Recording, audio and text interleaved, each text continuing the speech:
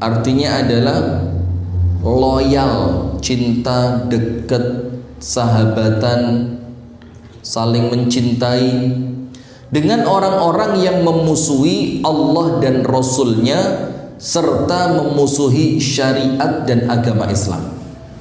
Nah, sekarang kita pelajari mengenai agama, di mana setiap agama, setiap nabi dan rasul yang Allah kirimkan, maka semua di antara mereka itu membawa hanya satu agama yang bernama Al-Islam. Inna ad-dina 'indallahil Islam. Wa may yabtaghi ghairal Islam dinan falan yuqbala minhu wa huwa fil akhirati minal khasirin. Barang siapa mencari selain Islam sebagai agamanya, oleh Allah tidak akan diterima dan dia akan menjadi orang yang minal khasirin, termasuk orang yang rugi. Termasuk di dalam makna mencari agama selain Islam itu adalah menjalankan syariat selain syariatnya Nabi Muhammad. Dia akan rugi. Karena man amila amalan laisa alaihi amruna fahuwa raddun. Amalan apapun yang diniatkan untuk ibadah tapi datangnya bukan dari petunjuk Nabi Muhammad, maka amalan itu raddun. Kalau cuma tertolak lumayan, ini sudah tertolak plus mendatangkan dosa. Nah, maka sekarang kita pelajari mengenai millah Ibrahim, yang ini merupakan di antara rangkaian zikir pagi dan petang. Asbahna ala fitratil Islam wa ala kalimatil ikhlas wa ala dini nabiyyina Muhammadin sallallahu alaihi wasallam wa ala millati abina Ibrahim hanifan musliman wa ma kana minal musyrikin. Sehingga antara agama Islam dengan lurusnya millah Ibrahim itu sama, karena keduanya adalah perkara yang sama. Kita mulai. Qala al-muallif rahimahullahu ta'ala nafa'ana Allah bihi wa bi'ulumihi fid dharain. I'lam arsyadaka Allah li ta'atihi anna al-hanifiyyata millata Ibrahim an ta'budallaha wahdah. Ini prinsip pertama dari lurusnya millah Ibrahim. Apa itu? Yaitu dengan engkau hanya beribadah kepada Allah. Itu prinsip pertama. An ta'budallaha wahda mukhlishan lahuddin, dengan penuh apa? Keikhlasan. Termasuk di dalam makna keikhlasan di sini, menyembah Allah dengan utuh itu tidak boleh tercampuri dengan perkara yang namanya syirik. Wa bidzalika, dan dengan perkara dua ini, ibadah hanya kepada Allah serta mengikhlaskan peribadatan hanya untuk Allah, tidak dicampuri selain Allah. Amarallahu jami'an nas, ini yang Allah perintahkan kepada seluruh manusia. Wa khalaqahum laha, Allah ciptakan mereka untuk dua perkara ini. Wa ma khalaqtul jinna wal insa illa liya'budun, dan tidaklah aku ciptakan jin dan manusia kecuali supaya mereka mengibadaiku, yaitu Allah. Wa ma'na ya'budun, dan arti dari kata liya'budun, wa ma khalaqatul jinna wal insa illa liya'budun, untuk supaya mereka beribadah, itu artinya adalah yuwahhidun, mentauhidkan Allah. Jadi ya tidak ada pilihan lain, tidak ada pilihan lain. Yang pertama,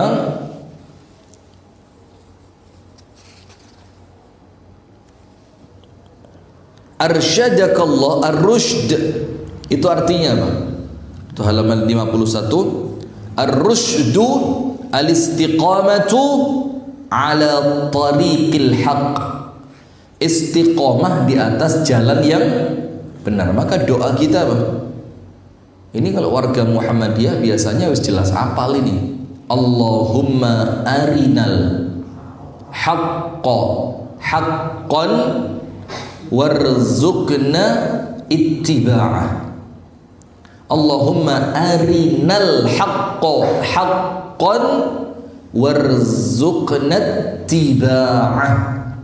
Ya Allah, tampakkan yang benar itu benar, tapi bukan cuma tahu, tapi mudahkan kami untuk mengikuti dan melakukannya. Sebaliknya, wa arinal batila batilan warzuqna ijtinabah warzuqna ijtinabah. Dan tampakkan yang batil itu batil kepada kami dan anugerahkan kepada kami kemampuan untuk menjauhinya.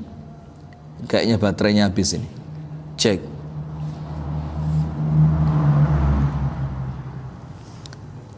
Baterainya tidak diganti.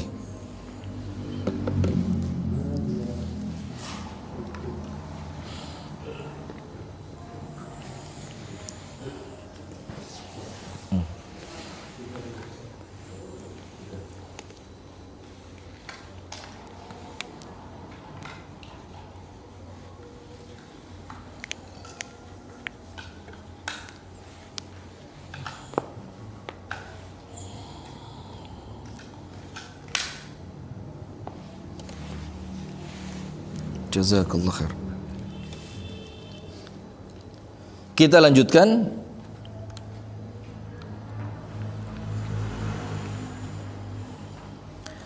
Maka istiqomah di atas kebenaran itulah yang dibilang dengan ar-rusyd. Maka ada doa, Allahumma alhimni rusydi wa a'idhni min syarri nafsi. Allahumma ya Allah alhimni rusydi, ilhamkan kepadaku rusyd, yaitu keistiqomahan di atas kebenaran. Wa a'idhni min syarri nafsi, dan selamatkan aku dari keburukan hawa nafsuku. Itu ada doa seperti itu yang diajarkan oleh Rasulullah. Kemudian at-ta'ah adalah menuruti apa yang dikehendaki dengan cara melaksanakan yang diperintahkan dan menjauhi yang dilarang. Jadi kalau mentaati Allah berarti apa? Nurut dengan apa yang Allah inginkan, dengan menjalankan perintah Allah dan menjauhi larangan Allah. Al-Hanifiyah adalah sebuah aturan di dalam agama yang meninggalkan kesyirikan. Dan orang itu kalau tidak syirik berarti apa? Ikhlas. Hanya murni apa yang dia lakukan untuk Allah. Itulah kenapa riya dibilang syirik khafi. Riya itu apa? Syirik khafi. Riya itu apa? Riya itu beramal untuk dilihat oleh manusia. Saudaranya namanya apa? Sum'ah. Beramal untuk didengar oleh manusia. Dua-duanya kalau digabung viral. Dua-duanya kalau digabung apa? Viral. Kepingin viral, kepingin kesohor. Nah, kalau ternyata itu yang mereka inginkan dari apa yang mereka lakukan, maka dia tidak ikhlas. Karena tidak ikhlas pasti dia menduakan Allah di dalam niat. Nah, ini bahaya. Millah adalah jalan agama yang ditempuh oleh Rasulullah. Nabi Ibrahim adalah Khalilur Rahman. An-Nisa 125. Wa man ahsanu dinan mimman aslama wajhahu lillahi wa huwa muhsin wattaba'a millata Ibrahim hanifa, dan dia mengikuti millahnya Ibrahim yang lurus. Wattakhadallahu Ibrahim khalila, dan Allah telah menjadikan Nabi Ibrahim sebagai kesayangannya. Kemudian anta'budallah, ini tidak penting buat Anda.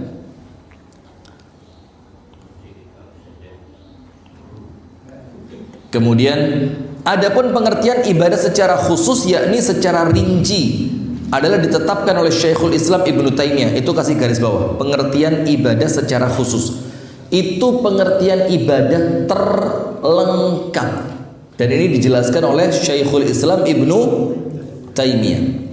Apa ibadah itu?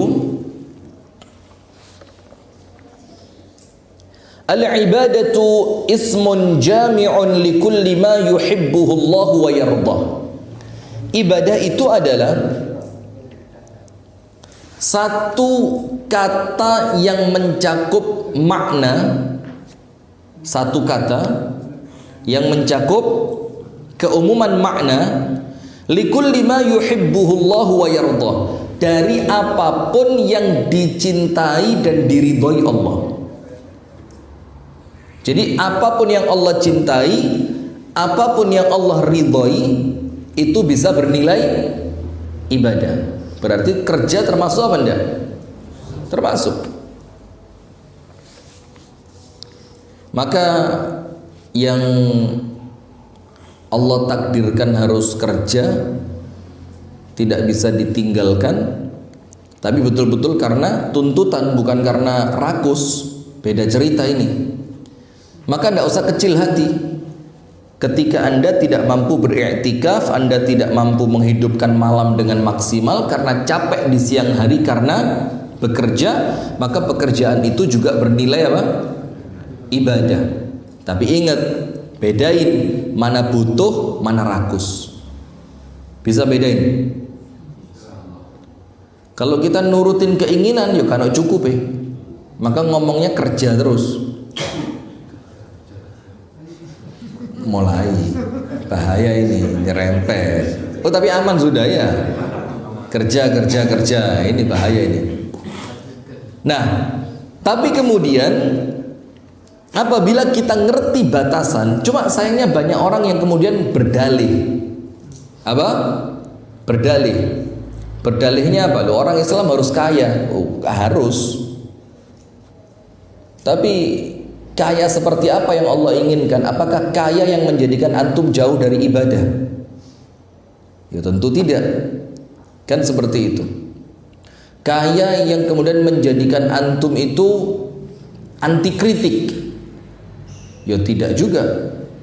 Kaya yang menjadikan antum pada akhirnya seperti konon ceritanya Tha'labah, melarat, jaluk sugih, dadi sugih, lali masjid. Siapa itu? Tha'labah. Qarun lebih parah lagi. Qarun dari awal sudah memang orientasinya dunia. Kalau Tha'labah tidak, pertamanya ahli ibadah. Kemudian apa? Karena merasa ibadahnya tidak maksimal karena tidak punya biaya, dia minta sama Rasulullah, doailah, didoain. Setelah kaya, telat terus sholatnya. Ditanya, wah tidak bisa ya Rasul, kambing ini gak dilepokno kandang bisa hilang. Tadi waktu dengar adzan saya masukkan ke kandang, tidak sempat waktunya, dan bla bla bla bla bla seterusnya. Nah dia tidak ngerti, ternyata pekerjaan itu menjadi adab buat dia. Menjadi apa? Adab. Saya ingat betul ceritanya almarhum Kiai Haji Abdul Muhid. Ceramah Ramadan di sini entah 8 tahun yang lalu atau bahkan mungkin 10 tahun yang lalu atau lebih dari itu. Itu Kiai Haji Abdul Muhid itu nyindir. Urip kok gawe sapi. Tangi turu ngombor sapi. Isu-isu ngedusi sapi, roto awan ngei sukete sapi, engkok sore ngeripne sapi, bengi ngurungi sapi. Lho sampean kok diperbudak karo sapi? Nah itu zaman berapa tahun yang lalu dia. Masih ingat tak ceramah itu? Nah sama, sapi ini ya macam-macam. Mungkin yang diceritakan sapi, tapi yang lainnya sapi bisa. Nah, maka ibadah itu adalah satu kata yang mencakup keseluruhan makna dari apa-apa yang dicintai dan diridhoi oleh Allah.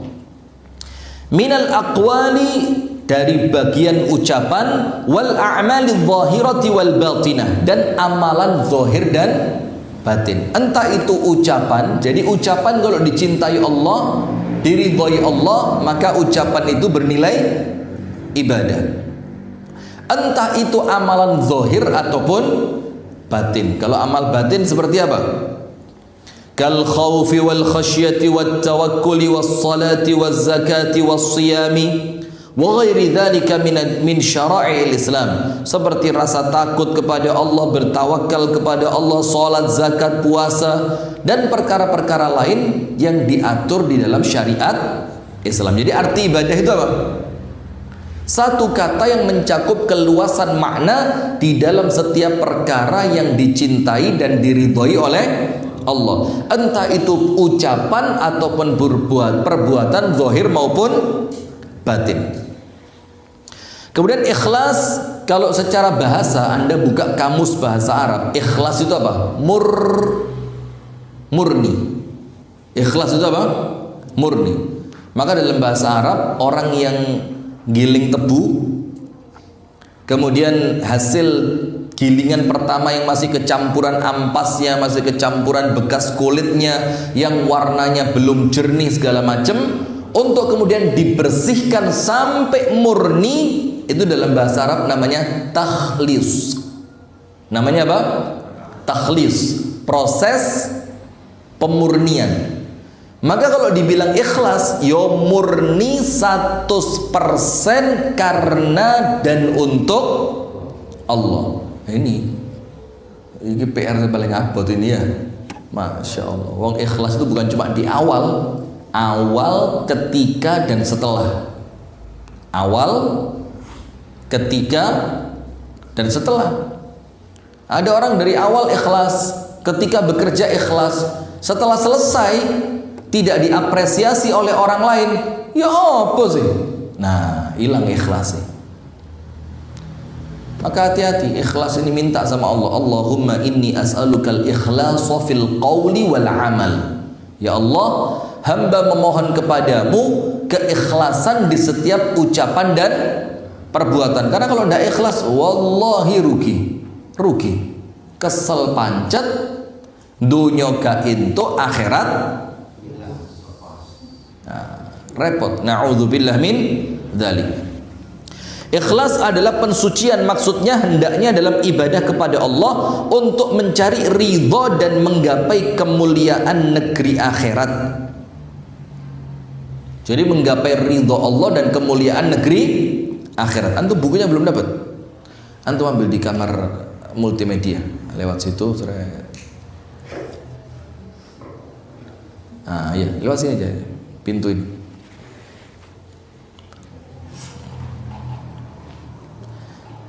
Nah, dibuka aja pintunya Pak ini. Saya mau lihat ibu-ibu. Itu kelambunya ibu-ibu diputer biar kebuka. Bukan karena julid, ya ndak. Enggak diwasne turun. Petan, arisan, macem-macem. Bagi-bagi resep barang kok. Resep apa? Resep racun suami. Resep racun suami. Ya apa Bu? Aman Bu? Aman. Belanda masih jauh Bu. Israel yang sudah deket ini. Nah sudah, tidak beribadah kepada selain Allah, baik kepada malaikat yang didekatkan ataupun nabi yang diutus. Jadi ibadahnya itu hanya untuk Allah. Kalau syiarnya apa? Inna salati wa nusuki wa mahyaya wa mamati lillahi rabbil alamin. Bukan cuma sampai situ. La syarika lahu wa bidzalika umirtu wa ana awwalul muslimin. Jadi sudah mengatakan semuanya untuk Allah, ditambahi la syarikalah, tidak ada sekutu bagi Allah dalam urusan ini. Ya apa? Tidak ada sekutu bagi Allah dalam urusan ini. Ibu-ibu paham Bu ikhlas? Masa suami ndak makan gelo napa mboten? Nah, ndak ikhlas. Faham tapi ndak ikhlas. Ya apa ini ndak connect blas. Bu, panjenengan masak buat suami. Lah kok suami berangkat kerja masakan panjenengan nggak dimakan, gelo. Tutup aja Pak Edi. Kok kayaknya kecewa saya. Lah ya apa ibu-ibu ini? Kalau Anda gelo artinya Anda masak bukan untuk Allah. Anda masak hanya untuk suami, nyenengno suami, dimakan suami. Kalau Anda seperti itu ya masak sak keselin di pawon sampai 2 jam, 3 jam, petang jam, tidak dapat apa-apa Anda karena Anda melakukannya untuk suami. Allahnya hilang. Coba ikhlas. Mau dimakan tidak dimakan, tenang. Sing penting pahalane wis jangkep. Malah kalau suami tidak makan panjenengan seneng, alhamdulillah tak pangan. Nah, ini repot. Bagaimana Bu? Masak suami tidak makan gelo mboten? Pancet, la haula wala quwata illa billah. Susah memang, susah. Apa firman-Nya dalam surah An-Nahl ayat 123? Surat apa? An-Nahl. ثم أوحينا إليك أن اتبع ملة إبراهيم حنيفا. Kemudian kami wahyukan kepadamu. Kamu di sini siapa? Nabi Muhammad sallallahu alaihi wasallam. Anittabi' millata Ibrahim hanifa, untuk supaya kamu mengikuti millahnya Ibrahim, agamanya Ibrahim, hanifa, yang lurus. Wa ma kana minal musyrikin, dan dia tidak termasuk orang yang musyrik. Dan firman Allah Ta'ala dalam surah Al-Baqarah 130 sampai 132. Wa man yarghabu an millati Ibrahim illa man safiha nafsahu وَلَقَدِ اصْطَفَيْنَاهُ فِي الدُّنْيَا وَإِنَّهُ فِي الْآخِرَةِ لَمِنَ الصَّالِحِينَ إِذْ قَالَ لَهُ رَبُّهُ أَسْلِمْ قَالَ أَسْلَمْتُ لِرَبِّ الْعَالَمِينَ وَوَصَّى بِهَا إِبْرَاهِيمُ بَنِيهِ وَيَعْقُوبُ يا بني إن الله اصطفى لكم الدين فلا تموتن إلا وأنتم مسلمون. Dan tidak ada orang yang benci kepada agamanya Ibrahim kecuali apa? Orang yang memperbodoh diri sendiri. Jadi kalau ada yang tidak mau ikut agamanya Nabi Ibrahim dilanjutkan oleh Nabi Muhammad, maka dia orang apa? Bodoh. Karena subhanallah, antum mau cek agama apapun Pak, tidak ada yang kemudian sempurna seperti Islam. Tidak akan ketemu. Sampai subhanallah wa atubu ilaih, banyak dari kalangan misionaris agama lain itu mempelajari Al-Quran untuk dicari apa? Kelemahannya, mulai Al-Fatihah sampai An-Nas. Yang terjadi apa? Contoh paling gampang siapa? Ustadzah Irena Handono. Itu cerdas betul, dan beliau, antum cek nanti sejarahnya di YouTube ada insyaallah. Itu diutus oleh sekolahannya untuk belajar Al-Quran, mulai-mulai muslimah. Kaget yang ngutus, waduh, ruwet ini. Nanti lama-lama itu Quran tidak akan jadi materi mereka itu. Karena orang yang cerdas itu, lek maca Quran mesti mlebu Islam. Kita tidak perlu cerdas mlebu Islam misalnya. Ya masya Allah, kita ini kalau bukan karunia Allah gitu, angel asli angel. Gak nutut, akal kita tidak nutut. Maka kita ini bersyukur lah ya, Gaspiro pinter tapi Islam, alhamdulillah.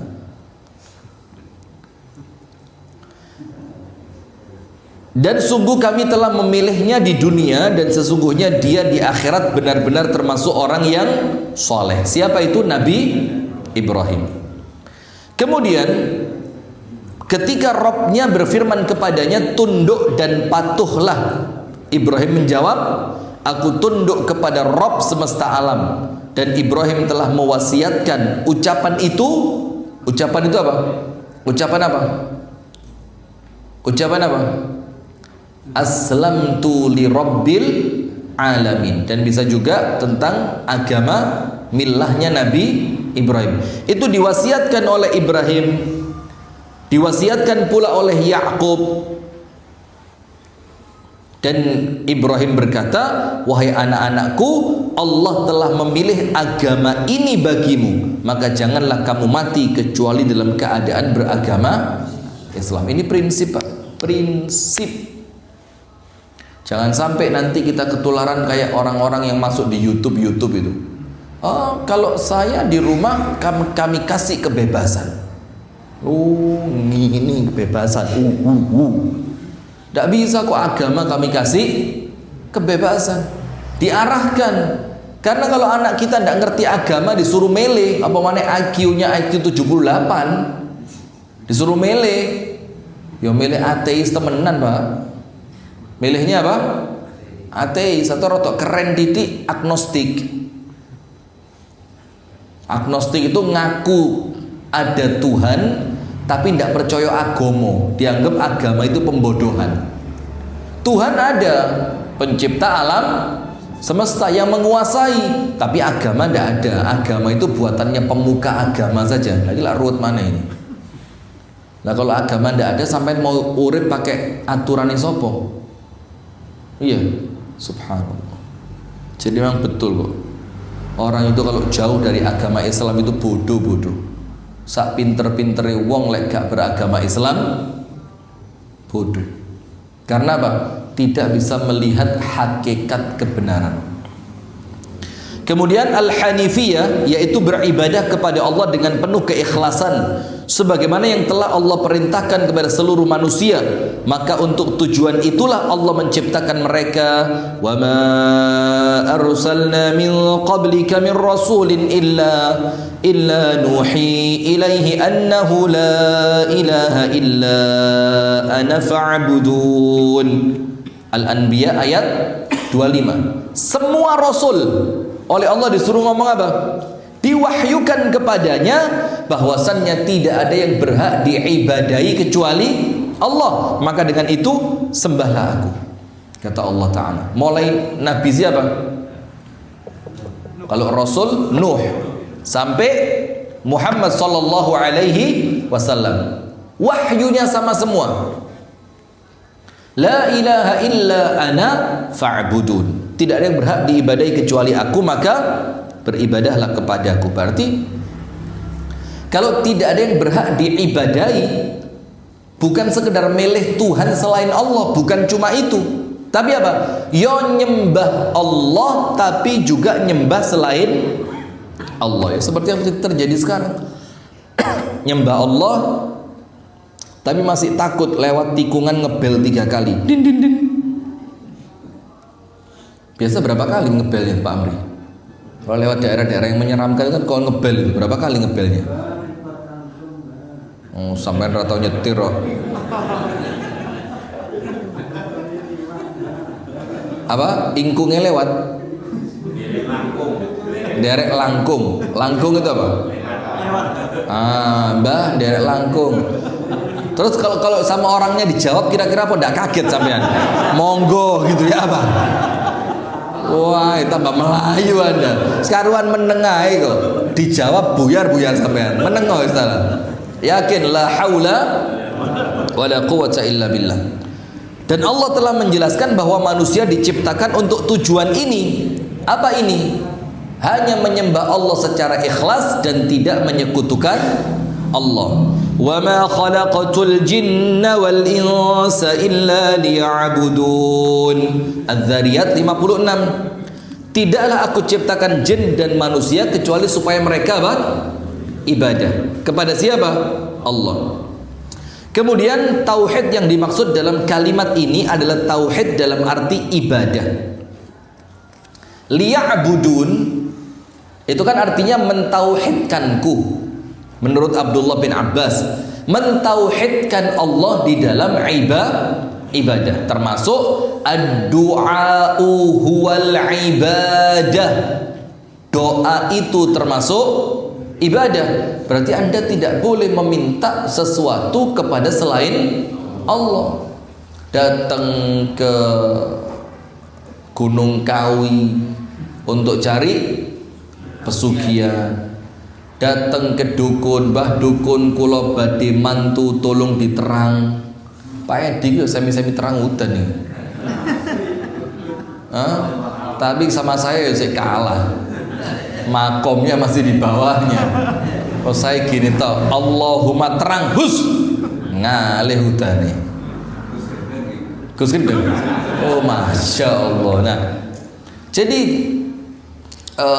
jangan sampai meminta berdoa kepada selain Allah.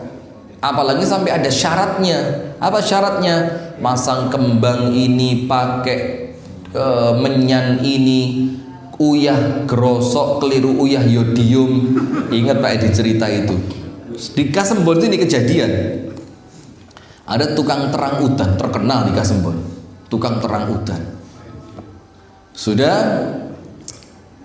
setelah dia nerang sama tuan rumah yang punya acara mantu, disuruh terima manten. Lah kok pas orang ini naik udan tak wures, kisinan deh, bilang apa? Iki ojo nyalahno sing nerang, kon tuku uyah grosok kok ditukokne uyah yodium. La haula wala quwata illa billah. Ini apa urusannya grosok, yodium, udan segala. Itu semua urusannya siapa? Allah. Jangankan Anda yang kelasnya Kasembon, yang kelasnya nasional Mbak Rara itu gak tahu sukses.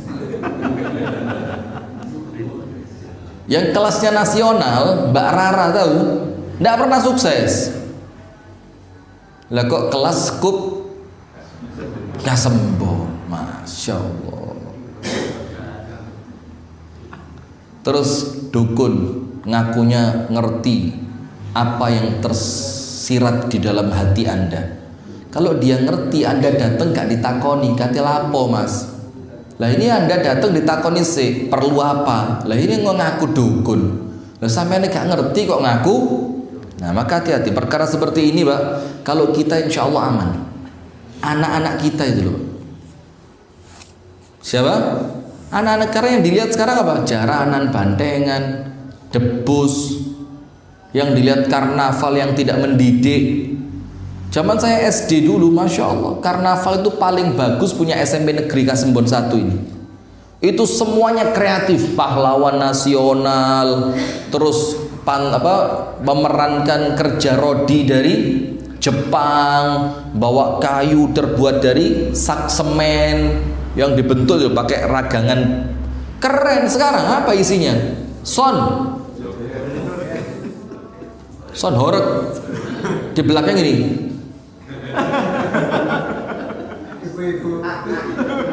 Jamaah Darussalam lagi. La haula wala quwata illa billah. Saya ulang lagi nih. Jangan panjenengan yang isin, Bu. Saya ndelok isin. Lama-lama ibu-ibu pore. Mas ngaji sendiri terus saya rasa ngaji. Subhanallah. Di depan telah disampaikan